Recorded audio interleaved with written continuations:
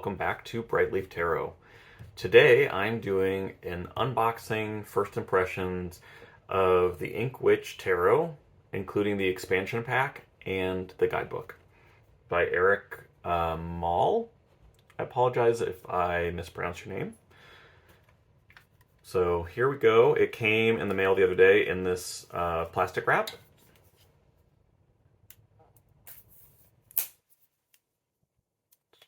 Crack that open.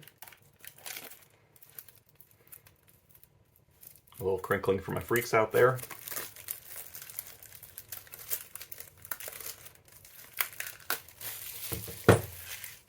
All right.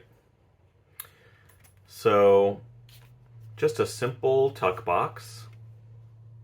Nothing wrong with that.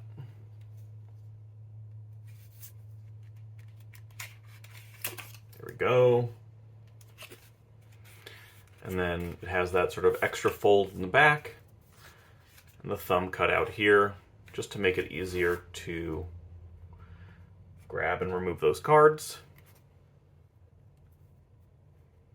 And, you know, first things first, I really love these backs.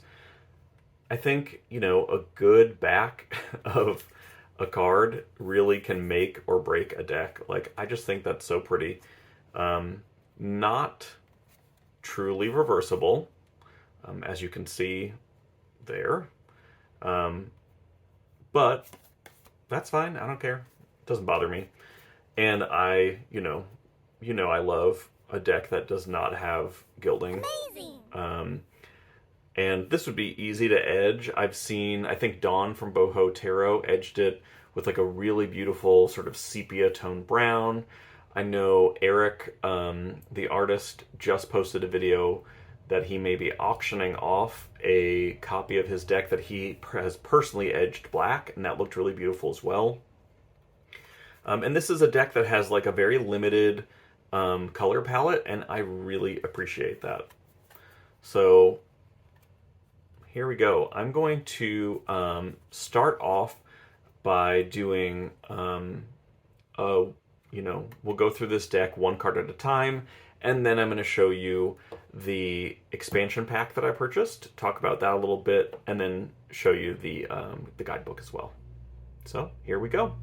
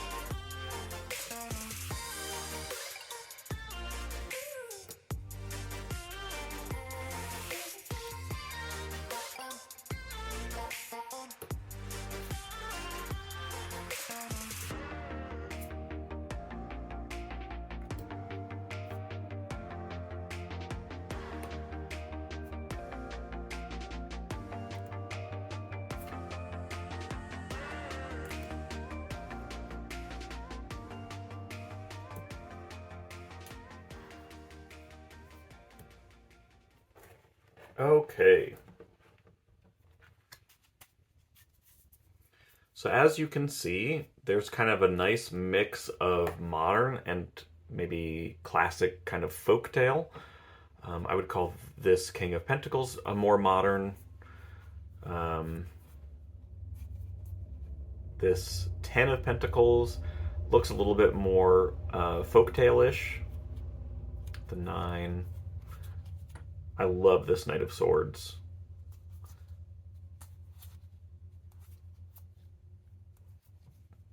And then you'll see, just a few cards in here that bring a little bit more of that modern experience in there. And I think that's a really nice blend.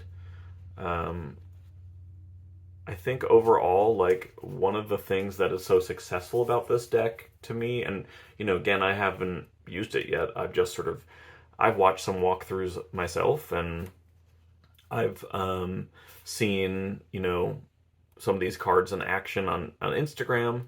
And I think the thing is that it's sort of a great bridge between sort of new and old. And I love the soft palette, and I really love some of the style. Some people have compared it to the Sasarai Beto, and I could see that. I think that there's definitely like a few places where the style is similar, but I think they're both very much their own deck with their own style and their own art, and so I think they stand apart from each other in a lot more ways than the ways in which they may have similarities. Now, when I received the package, Eric included their business card and a nice little personalized note. Thank you so much for all of your support. I hope you enjoy your new cards. I really love, a personalized note. The expansion pack came with, sorry, this is one of those materials that lint is like a magnet for. So the expansion pack came in this little bag, and I already have opened it, and it has 1, 2, 3 different versions of the lovers. So in the original deck, it's 2 male figures. Now, here's 2 seemingly female presenting figures. 2, I believe those are deer, and 2 birds. So you have some options there if you wanted to trade that out. And then a new devil card that goes with each one of those lover cards. I think that's a great idea. A beautiful High Priestess card. Marsha P. Johnson as the Justice card. King of Swords. Now, this is very similar to the original, but I think the King is a little bit more mature in this version, and I do like that. And then a new King of Pentacles, which I really like. And I'll tell you, for me personally, some of the cards that I look for in a deck to make sure that I'm resonating with that art and that the deck might work for me is going to be the High Priestess. And this one just wasn't doing it for me. So when I saw the expansion pack, that was really what was like, oh my gosh, okay, I can do this now. Because the High Priestess is a very important card for me. And I really, really love this new interpretation. A couple other cards that I find very important, like cards that I look for when I'm hunting for a new deck, would be the Three of Swords, which I think that's a very interesting interpretation. I'm excited to do a little bit more reading in the book about that. Also, I look for the Page of Cups, and I really love this Page of Cups. I think it really holds the original energy from like a Rider-Waite-Smith deck, but with something a little bit new. And I also really like to look for tower cards. Now, this one, I think I'm going to have a little bit of unpacking to do with this. I wish that the expansion pack also had an alternate tower card. I love something that's a little bit more similar to the original, and I keep saying original, I apologize, but the Rider-Waite-Smith artwork. I like to see a building that's kind of crumbling, um, because the way that I read the tower is like, if that turret, if that castle is going to fall apart from one strike of lightning and it just totally crumble to the ground, then it wasn't built strong enough. And what you need to do moving forward from that is to get that insurance money and rebuild. Go through the rubble, find the things that still resonate with you, throw away the old things that are no longer serving you, and move forward using what you may have learned from that previous iteration. And that doesn't fully resonate with this particular image. So that's really going to challenge me to have to come up with sort of a new way to look at the tower card. Now, that's not a bad thing. Like, I think we should be continuously re-engaging with the meanings of the cards, because if we become too complacent, then we're not growing. So I'm not upset about this card. I just wish there was some kind of alternate. And another card that I really look to is the Hierophant. I find the Hierophant is sometimes way too Christian for me. I'm not a Christian person. I wasn't raised as a Christian person. So I find that can be a little bit activating for me to have a deck where, it feels very religious in that card. And I like this one. It has a little bit of that idea in there, but it's just neutral enough that it's like I can read it the way that I want to read it. And I also really love an Emperor card. Now, this one's a little simple, and that's okay. It does pair well with the Empress. But I feel like these two cards, they don't really give a ton. I think, the backgrounds have some stuff happening in them, but I think, that's more the knowledge of those cards is coming from your previous experience of reading. But all in all, I love those cards. And, before I go into shuffling, I just want to say the idea of an expansion pack for a deck is blowing my mind. Like, I love that idea. I did see that the Spacious Tarot looks like they are in the works to have an expansion pack come out. And honestly, it's like, time and time again, you hear people saying, like, oh, I'm looking for my soul deck. And to find a deck where every single card resonates with you perfectly is next to impossible. And to those people who have found their soul decks, I am incredibly jealous of you. Part of the reason I buy so many decks is because I have that sort of like need to find that dopamine hit. Like, I'm looking for that thing that's going to really connect for me.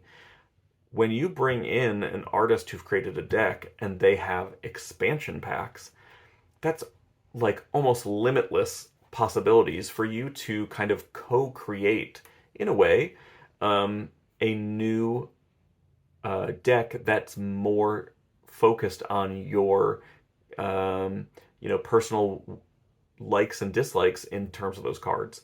So honestly, I would love to see more creators creating more and bigger availables for expansion packs. Maybe an expansion pack that's all kings, all queens, all all threes, all cups.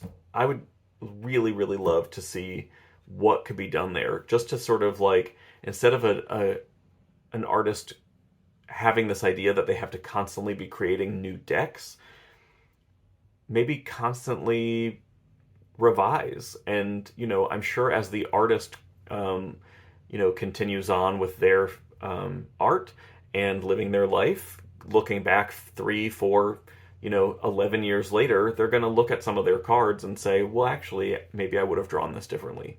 And it gives them the option now to do so. And then it gives us the, gosh, who are we? the other side of the capitalism.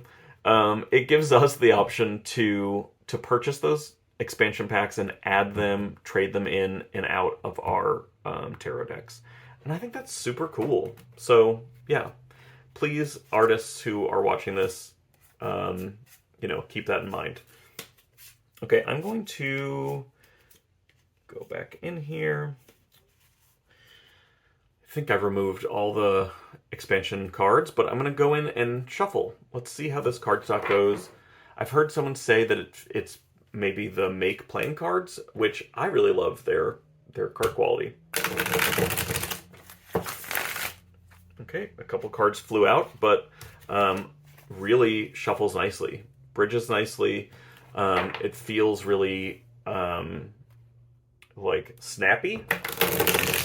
I think that's a term that I use a lot when I'm talking about cards, especially as someone who's a riffle shuffler.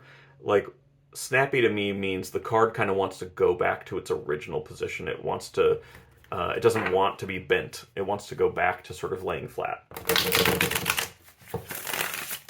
Yeah, I think this is a great shuffler. The size feels great. And something I love about, these types of decks is they're not super chunky. So it's very, very easy to hold in the hand. It's not like this, crazy... some of these indie decks out there are just like, to me, unusable. They're just too thick. The cardstock is too heavy. The gilding is too sharp. I'm kind of like Goldilocks over here. And I'm always kind of looking for that sort of perfect cardstock. And to me, I like something that's a little bit thin. Like if I'm talking publishers, I love US Games. I think that their card quality is always great. And this feels great to me. So, love the card quality. Thank you so much, Eric. You did a great job picking a publisher or a printer. And now, this is the very shiny Ink Witch Companion book. Looks like it was just last year, 2021. I guess we should start at the beginning. All right. Is that it? Okay, introduction, how the deck is organized, reading the cards and spreads, glossary of cards, and then it's major arcana, wands, cups, swords, pentacles, extra cards. Parting thoughts, and then about the artist. So I'm just going to kind of flip through. I like that there's these big full color images. And I think, the artist really goes into why they chose that art. So we'll get to that in a second. I'm more interested in the extra cards.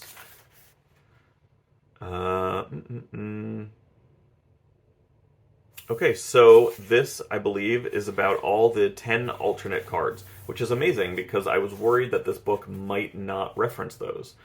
So I love that just like all the other cards in the deck have, the new cards also have their own information.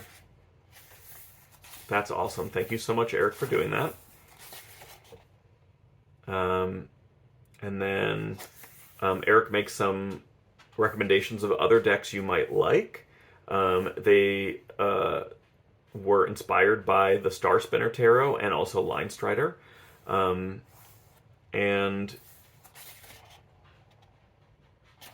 just talks a little bit about Eric themselves. Let's see. Okay, I shuffled this deck. You saw me shuffle it. I'm just going to draw a card. 2 of Pentacles. Let's bring that book back out.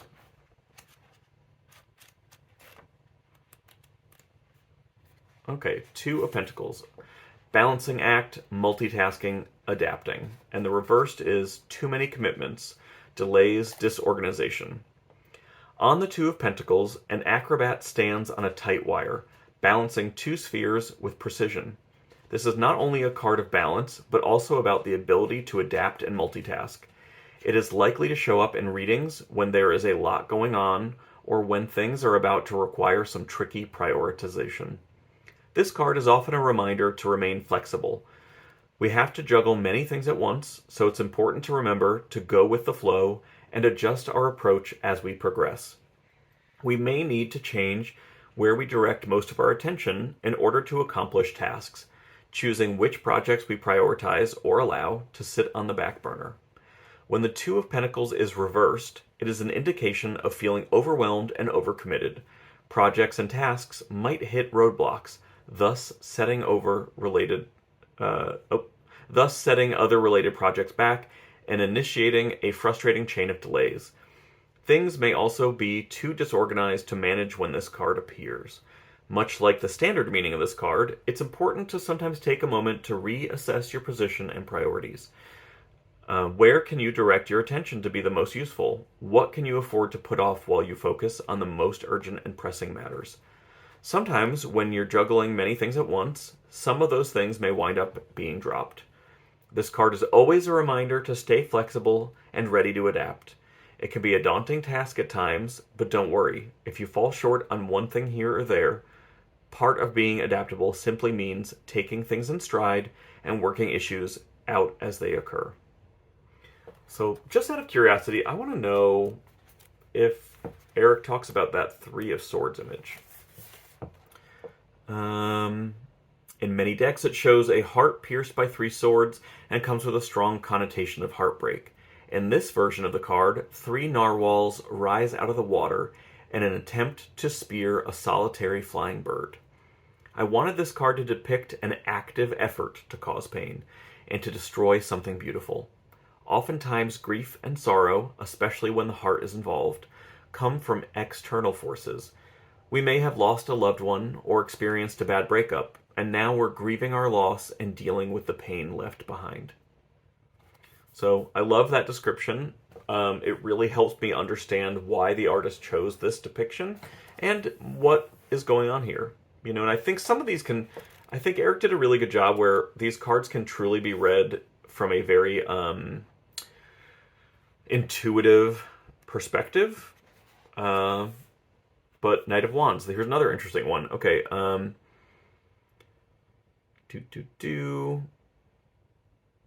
They are confident, which has made them adventurous. On this card, we see a figure taking a rather steamy selfie in a mirror, using their camera phone.